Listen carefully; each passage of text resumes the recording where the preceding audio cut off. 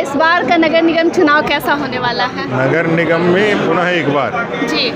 संजीव कुमार जो हमारे भाजपा के समर्थन से उम्मीदवारी में खड़े हैं, तो उनको निश्चित रूप से जनता का आशीर्वाद मिलेगा, क्योंकि हमारा कमिटमेंट जनता के साथ है और जनता भी जानती है कि भारतीय जनता पार्टी और भारतीय जनता पार्टी के कैडर अगर कोई कमिटमेंट करते हैं तो उसको निश्चित रूप से पूरा करते हैं। और शहरी क्षेत्र में विकास को नई गति देने के लिए संजीव कुमार सबसे योग्य उम्मीदवार के रूप में और अभी सबसे आगे रेस में चल रहे हैं। और आप देख रहे होंगे जो पूरा नगर निगम का क्षेत्र है वो किसी लोकसभा के ऐसे कम नहीं है। 974 बूथों का यह पूरा नगर निगम, जिसमें करीब 9.5 लाख के करीब वोटर भी हैं, वहाँ तक के भारतीय जनता पार्टी के कार्यकर्ता ही जा सकते हैं और भारतीय जनता पार्टी के लोग ही इस चुनाव में जीत दर्ज करवा सकते हैं। वर्तमान की सरकार ने तो डर करके दलीय आधार पर चुनाव कराना स्वीकार नहीं किया, लेकिन बैकडोर से वो लगातार चुनाव कराने के चुनाव में भाग लेने का कोशिश कर रहे हैं, समर्थित उम्मीदवार उतार रहे हैं।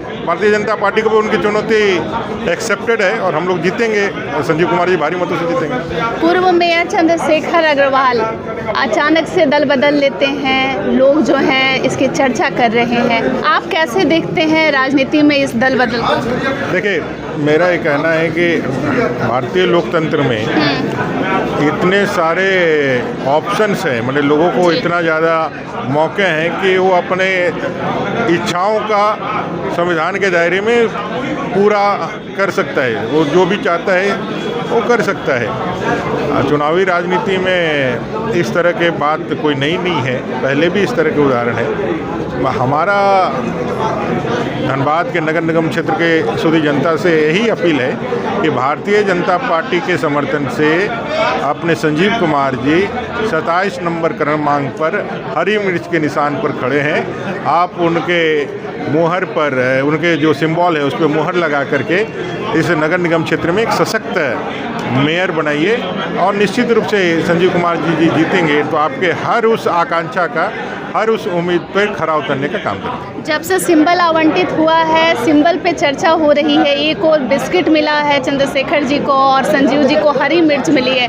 हरी मिर्च का क्या संकेत लगता है सर? देखिए, अगर खाने में कुछ अलग आपको स्वाद चाहिए तो मिर्ची उसको करता है। और ऐसे भी लोग जो है आजकल डायबिटिक ज़्यादा हैं, मीठा खाने से ज़्यादा डायबिटीज़ का शिकार हो रहे हैं, तो हरी मिर्च जो है ना वो उसको बैलेंस करने वाला है और उसका तीखापन जो है वो दिखलाता है कि जो यहाँ भ्रष्टाचार है, यहाँ जो निरंकुश जो अफसर है उस पर तीखी प्रतिक्रिया, तीखे नज़र से और तीखी एक मैं कह सकता हूँ पूरे पहरेदारी से संजीव कुमार जी उस पर अंकुश लगा कर रखें। तो सर बस आखिरी सवाल है, धनबाद के विकास की बात होती है, कुछ लोग पसंद कर रहे हैं पूर्व मेयर के कार्यकाल को, कुछ लोग निंदा कर रहे हैं, आपको क्या लगता है धनबाद का विकास हुआ है?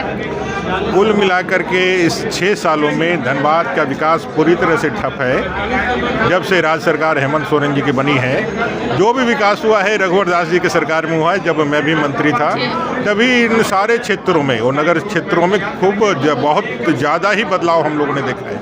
वो सारा क्रेडिट भारतीय जनता पार्टी की सरकार को जाता है। और आज हम कह सकते हैं कि जिस नगर निगम के चुनाव को ये सरकार रोक के रखी थी, कोर्ट के दबाव में, भारतीय जनता पार्टी के आंदोलन के दबाव में झुक करके सरकार चुनाव करने के लिए रेडी तो हुई है, लेकिन आप देख रहे हैं कि कितनी अफरा तफरी है। अभी तक प्रशासन भी ठीक ढंग से तैयार नहीं है, ना परमिशन देने के लिए कोई ऑफिस, ना सेल कोई चालू हुआ है।